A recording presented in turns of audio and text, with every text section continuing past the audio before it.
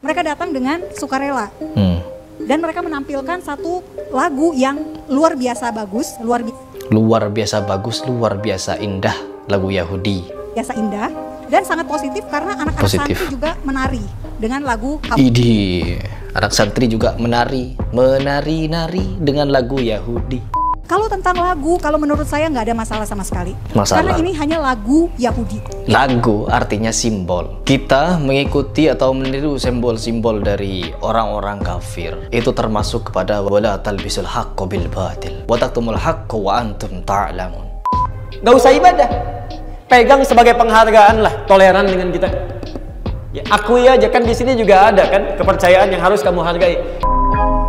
A'udzubillahi minasyaitonirrajim. Bismillahirrahmanirrahim. Teman-teman, di video ini saya ingin memberikan tanggapan kepada seorang wanita, seorang perempuan ini yang membela Panji Gumilang, membela Al-Zaitun, yang telah mengibarkan bendera toleransi atau bendera semua agama itu benar dan semua agama itu boleh dicampur adukkan. Bahkan dia memberikan saran katanya agar semua pondok pesantren menyajikan lagu-lagu Yahudi, menghafal lagu-lagu Yahudi, menghafal lagu-lagu Kristen, Hindu, Buddha, dan lain sebagainya. Bentuk dari toleransi katanya. Ini apa-apaan? Apa-apaan ini? Apabila ada seorang yang menyamakan semua agama itu benar, maka gonta-ganti agama setiap hari adalah lebih baik. Apabila kita itu harus mengakui bahwa semua agama ini benar, maka gonta-ganti agama setiap hari adalah lebih baik. Hari ini Islam, besok Kristen, lusa Hindu, terus kebesokannya lagi Buddha, dan begitu seterusnya. Gonta-ganti agama, masuk ke ini, masuk ke itu, dan lain sebagainya. Ini bagaimana? Coba kita langsung riset seperti apa pernyataan dari si perempuan gak jelas ini. Gak jelas kalau menurut saya. Kalau saya sebagai seorang yang aktivis toleransi, aktivis keberagaman, tentu sangat menyambut baik kegiatan-kegiatannya Al-Zaitun. Waduh, menyambut baik kegiatannya Al-Zaitun. Dimana memang orang ini ya suka-sesuka hati dia untuk membuat keyakinan atau membuat semua agama itu benar, toleransi, benar semua agama. Lanjut lagi. Kenapa? Karena ini institusi pendidikan dan mereka tampil institusi pendidikan Islam, tapi mereka tampil dengan wajah toleran. Tampil dengan wajah toleran. Paham maksudnya di sini? Toleransi yang kebablasan, di mana agama dicampur aduk, ya, agama dicampur aduk, teman-teman. Dengan keberagaman, yakni menyanyikan lagu Yahudi contohnya. Itu betul lagu Yahudi ya, Mbak? Iya, itu lagu kayak lagu rakyat Yahudi. Jadi bukan lagu Israel. Jadi semua orang Yahudi di seluruh dunia mengenal lagu ini. Namanya lagu Shalom Aleichem. Dan Shalom Aleichem itu sendiri artinya damai atasmu. Damai atasmu, dan lagu ini sering dibawakan ketika Israel pulang membantai orang-orang Palestina. Habis membunuh orang-orang Palestina, mereka menyanyikan lagu ini. Keren. Dan orang-orang Islam ikut menyanyikannya. Betapa tidak sakit hatinya umat muslim ya teman-teman, ketika melihat saudara-saudaranya di Palestina sana dibantai, dan setelah dibantai orang Yahudi, orang Israel menyanyikan lagu ini, dan kita ikut menyanyikannya. Bagaimana perasaan kalian? Na'udzubillah. Nah, lagu juga yang mereka pernah nyanyikan, yang mereka bawakan di acara saya tahun 2016 itu Hava Nagila. Hava Nagila itu artinya mari bersukaria. Ya, bersukaria di dalam merebut atau merampok, menjajah tanah Palestina. Ya, saya jadi sedih mereaction video ini. Ya, kenapa saya jadi sedih ya? Nah, jadi santri Al-Zaitun pernah juga menjadi santri Al-Zaitun, anak dari Pak SPG, Syekh Panji Gumilang pernah datang untuk meminta izin supaya mereka bisa terlibat dalam acara Festival Film Toleransi yang saya adakan. Festival Film Toleransi. Allah. Dengan berlandaskan toleransi, teman-teman, kita bisa membenarkan penjajahan yang dilakukan oleh Israel. Ya, atau Yahudi. Seluruh umat di dunia, seluruh umat manusia yang memiliki hati, memiliki perasaan, mengecam tindakan Yahudi, ya, melaknat perbuatan Yahudi. Bahkan sempat ada demo menolak penjajahan, dan itu yang demo bukan orang Islam, Yang nolak penjajahan atas Palestina itu bukan cuma orang Islam. Orang-orang non-Muslim di luar sana tidak terima dengan tindakan orang-orang Yahudi atau Israel kepada Palestina. Lalu bagaimana ada pondok pesantren yang besar di Indonesia malah berafiliasi ke Israel?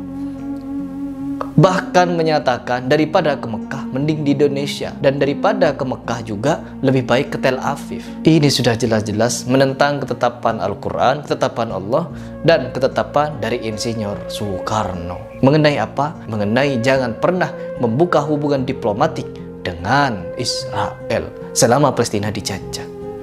Sampai detik ini Palestina masih dijajah. Sakit hati saya sebenarnya. Di tahun 2016. Apa yang ditampilkan? Yang ditampilkan nyanyi lagu Yahudi dengan irama keroncong. Mereka datang dengan membawa alat musik mereka. Iya, tahu. Itu juga disebarkan atau di-share oleh channelnya pecinta Yahudi itu. Apa namanya channelnya? Mereka sendiri, mereka datang dengan sukarela.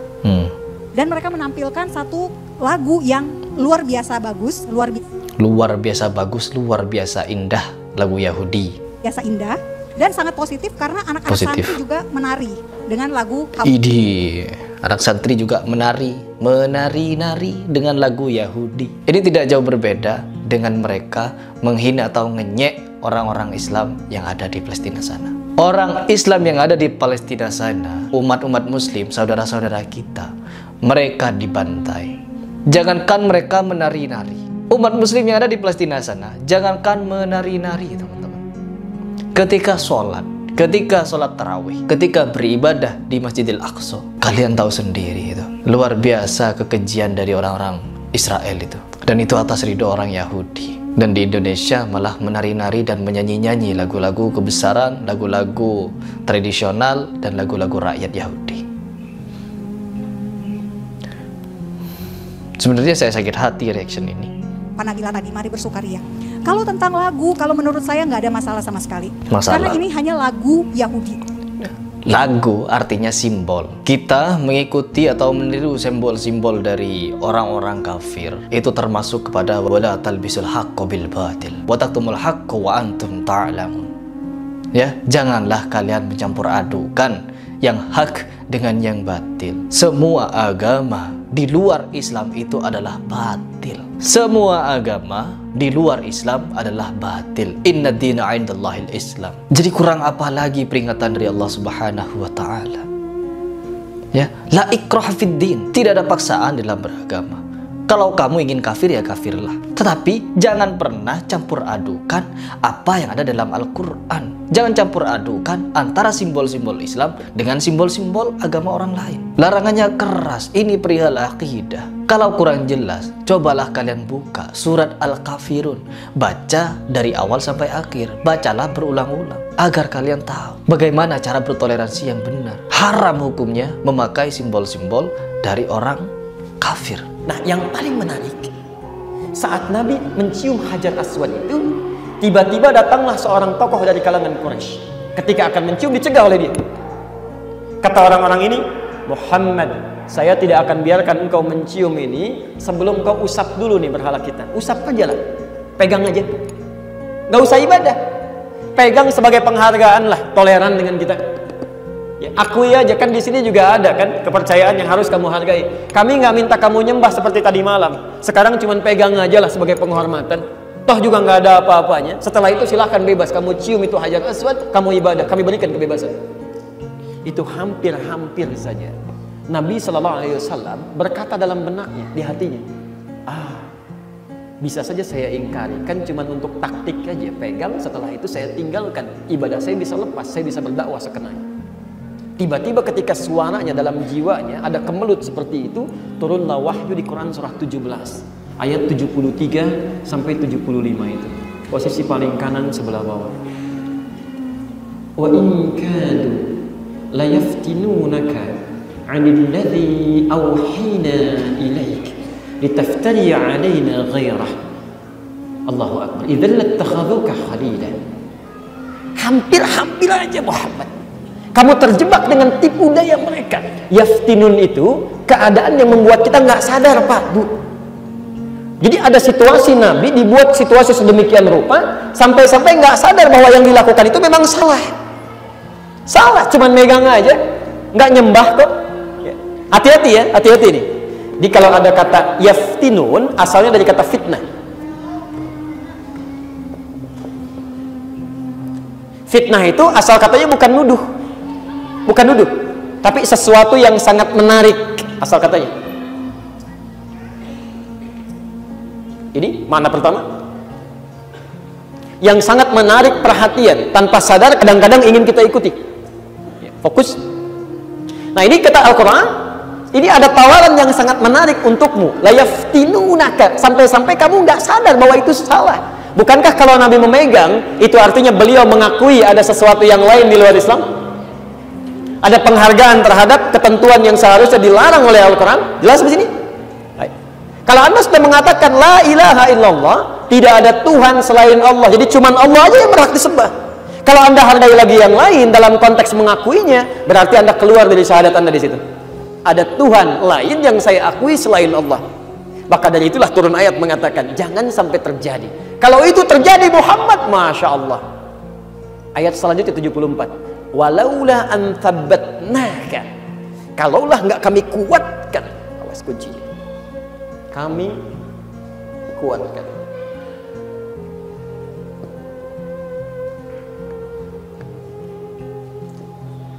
Laqad kitta tarkanu ilaihim, hampir-hampir kamu bisa mengerjakan itu. Awas, hati-hati. Kalau tidak kami kuatkan, tidak Allah kuatkan di sini.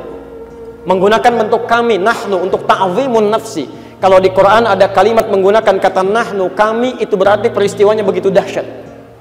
Anda mesti hati-hati, dahsyat itu.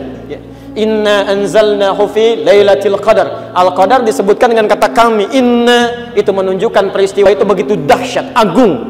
Ada yang besar di situ. Sebaliknya peristiwa ini kalau terjadi itu begitu dahsyat nantinya, fatal konsekuensinya.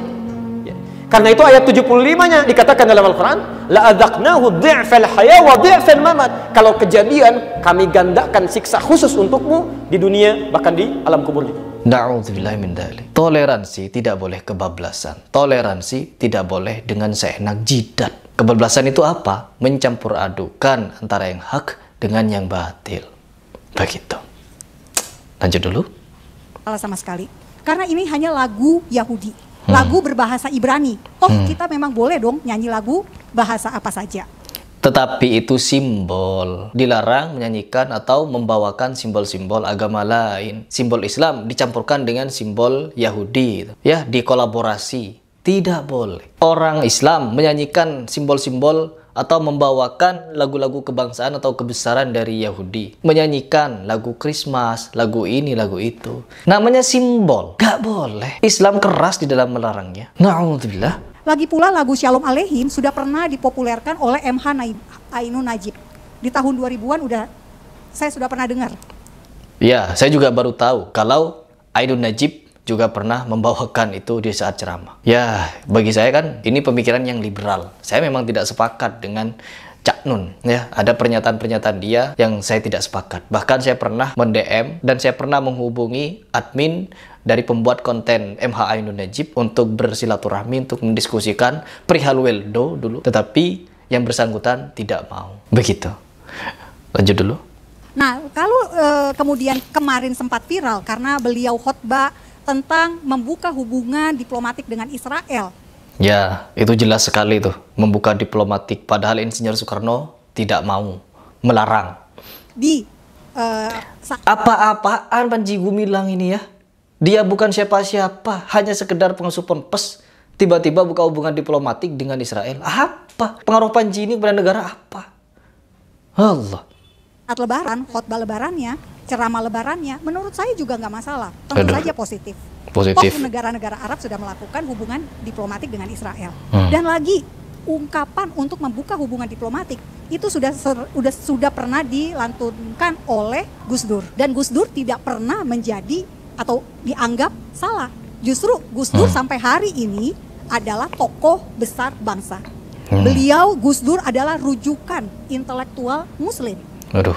Nah, jadi Gus Dur yang anak-anaknya tidak mau berjilbab itu. Ya, saya tidak mau menyalahkan apakah itu termasuk dari didikan Gus Dur, atau Gus Dur yang salah mendidik, atau anaknya yang tidak mau patuh pada syariat. Wallahu a'lam bishawab.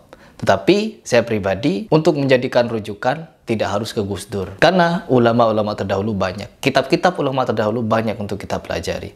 Tidak harus ke Gus Dur. Kalau saya pribadi, begitu. Apanya yang aneh dari tindakan Al-Zaitun? Aneh. Oke, Panji Gumilang dengan Israel terkesan kan mencampur baurkan antara Islam dan juga Israel. Bahkan secara lokus nggak pas banget. Mengangkat salam Yahudi, nyanyi lagu Ibrani tadi. Allah. Jadi ya begitu ya teman-teman.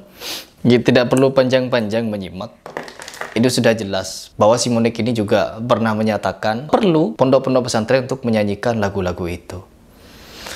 Allah. Saya tidak akan pernah tinggal diam dan tidak akan membenarkan pernyataan-pernyataan yang liberal seperti ini. Ya, Monik ini agamanya bukan Islam, tetapi sok berbicara tentang toleransi. Tidak kenal dengan Islam. Jadi, pada intinya, kalau kita sebagai seorang Muslim telah mencampur adukkan antara yang hak dengan yang batil, maka itu adalah suatu kekeliruan yang dimana Allah sendiri tidak meridhoi dengan adanya pencampur adukan di tengah-tengah umat beragama. Begitu. Bagaimana menurut kalian? Komentar di bawah.